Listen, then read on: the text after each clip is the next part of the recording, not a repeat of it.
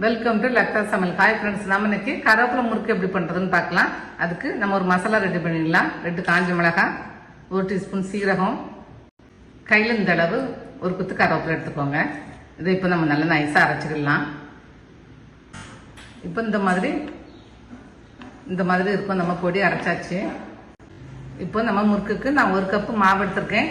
நான் ஊற வைக்கல, எதுவுமே பண்ணல. நம்ம சும்மா ஜஸ்ட் ஃப்ரைக்காக நம்ம வீட்டில் சும்மா பச்சரிசி அரைச்சி வச்சிருப்பால அந்த மாவு தான். அது 1 கப் எடுத்துக்கலாம். ரெண்டையும் நல்லா ஜலிச்சுக்கோங்க. இது 1/4 கப்பு பொட்டுக்கடலை மாவு நீங்கள் கூட 1 டீஸ்பூன் சேர்த்துக்கோங்க. இது கூட நம்ம அரைச்சி வச்ச பொடியும் சேர்த்துக்கலாம்.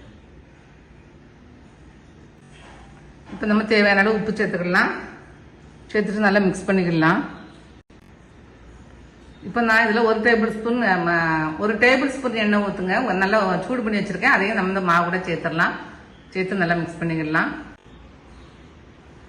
இப்போ நம்ம இந்த எண்ணெய் எல்லாமே சேர்த்து நல்லா மிக்ஸ் பண்ணிக்கலாம்.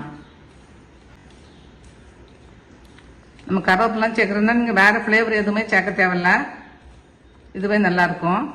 இந்த மாதிரி நல்லா மிக்ஸ் பண்ணிக்கிட்டு தண்ணி ஊற்றி கொஞ்சம் கொஞ்சமாக நம்ம முறுக்கு பதத்துக்கு பிசைஞ்சுக்கலாம். கொஞ்சம் கொஞ்சமாக ஊற்றிக்கோங்க. ரொம்ப திக்காகவும் இருக்கக்கூடாது, ரொம்ப தின்னாகவும் இருக்கக்கூடாது.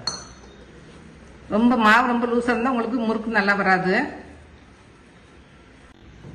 இந்த மாதிரி பிசைஞ்சு வச்சுக்கலாம். இந்த அளவு உங்களுக்கு கரெக்டாக இருக்கும். இது பாருங்க, இதோட மேலே லூஸாக வேண்டாம். இப்போ நம்ம இந்த மாதிரி கரண்டியில் நம்ம எண்ணெய் தடவி போட்டுக்கலாம். நீங்கள் சின்ன முறுக்கா வேணும்னா இந்த மாதிரி சின்னதை எடுத்துக்கோங்க.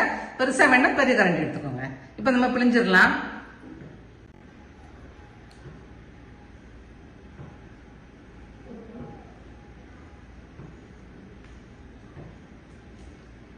இப்போ நீங்கள் இந்த மாதிரி குட்டியாக போட்டனாலும் போட்டுக்கோங்க, பெருசாக போட்டனாலும் போட்டுக்கோங்க. இந்த மாதிரி பெரிய முறுக்கா போடனாலும் போட்டுக்கோங்க. இப்போ நம்ம முறுக்கு போட்டுடலாம்.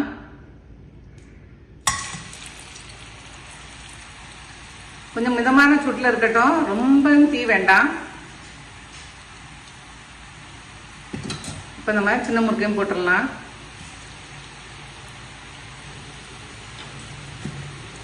கொஞ்ச நேரம் ஆகட்டும், அதுக்கப்புறம் நம்ம மாற்றி போடலாம். உடனே மாற்றி போட வேண்டாம். இந்த கொதிக்கிறதெல்லாம் கொஞ்சம் அடங்கட்டும். இப்போ எண்ணெய் கொஞ்சம் அடங்கிடுச்சு பாருங்க. நல்லா இந்த ஸ்டேஜில் நம்ம மாற்றி போட்டுடலாம். இந்த முறுக்கு ரொம்ப கலராலாம் வராது. ஏன்னா நம்ம கருவேப்பிலை அரைச்சி போட்டிருக்கனால கொஞ்சம் இதாக தான் வரும். நீங்கள் நல்லா ட்ரை ஆகி நல்லா ரோஸ்ட் ஆகும்போது பார்த்து எடுத்துருங்க. இந்த எண்ணெய் கொதிக்கிறது அடங்குது பார்த்தீங்களா, நம்ம அப்போ எடுத்துடலாம். இன்னும் கொஞ்சம் நேரம் தான் வரும். இப்போ எண்ணெய் நல்லா அடங்கிருச்சு பாருங்க. இந்த பாருங்க, எண்ணெய் நல்லா அடங்கிருச்சு பாருங்க. இப்போ நம்ம எடுத்துடலாம். இந்த கலரில் தான் இருக்கும். செஞ்சு பாருங்க, நான் நல்லா இருக்கும். இப்போ நம்ம எல்லா முறுக்கையும் போட்டு எடுத்துடலாம். இப்போ நம்ம முறுக்கெல்லாம் ரெடி பண்ணியாச்சு. 1 கப்புக்கு இவ்வளோ முறுக்கு தான் வரும். நீங்கள் இதே அளவு கரெக்டாக போடுங்க, இல்லாட்டி உங்களுக்கு முறுக்கு பிரிஞ்சு போயிடும். அதனால் அதே அளவு கரெக்டாக மெயின்டைன் பண்ணிக்கோங்க. உங்களுக்கு நிறைய வேணால் அதை அப்படியே டபுள் பண்ணிக்கோங்க. செஞ்சு பாருங்கள், நல்லாயிருக்கும். தேங்க்ஸ் ஃபார் வாட்சிங்.